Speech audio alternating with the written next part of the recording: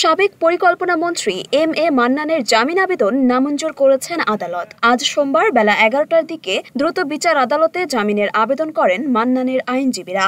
শুনানি শেষে দ্রুত বিচার আদালতের বিচারক নির্জন কুমার মিত্র তার জামিন নামঞ্জুর করেন। আদালতে জামিন শুনানি শুরু হলে উত্তপ্ত বাক্য বিনিময় হয় দুই পক্ষের আইনজীবীদের মধ্যে। দীর্ঘ আধা ঘন্টা শুনানির পর জামিন নামঞ্জুর করেন দ্রুত বিচার আদালতের বিচারক নির্জন কুমার মিত্র। শুনানিতে অংশ নিয়ে বের হয়ে পুলিশ রিমান্ড না চাওয়ায় তীব্র প্রতিক্রিয়া জানান বাদীর আইনজীবীরা।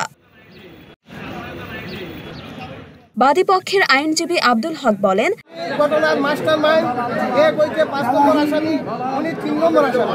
এক হইছে 5 নম্বর আসামি, স্পেসিফিক্যালি এই ধারে বলা আছে তাদের হুকুমে ঘটনা করছে।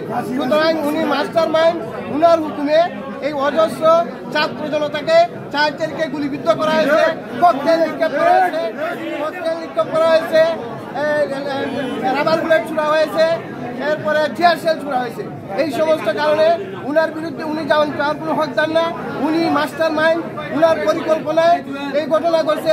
আদালত সার্বিক অবস্থা শুনিয়া জামিনের আবেদন নামঞ্জুর। এর আগে গত বৃহস্পতিবার সুনামগঞ্জের শান্তিগঞ্জের বাসভবন থেকে এম এ মান্নানকে গ্রেপ্তার করে সদর থানা পুলিশ। এম এ মান্নানের জামিন শুনানি নিয়ে এদিন সকাল থেকেই উত্তেজনা বিরাজ করছিল আদালত প্রাঙ্গণে। বিচারের দাবিতে বিক্ষোভ মিছিল ও অবস্থান নেয় শিক্ষার্থীরা। সেনাবাহিনী ও পুলিশ মোতায়েন করে বাড়ানো হয় আদালতের নিরাপত্তা।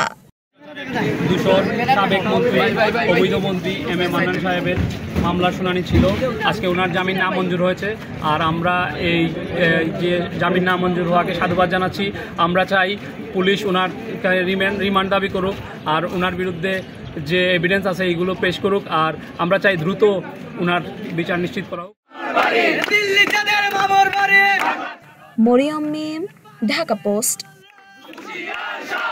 হুঁশিয়ার সাবধান, ভারতের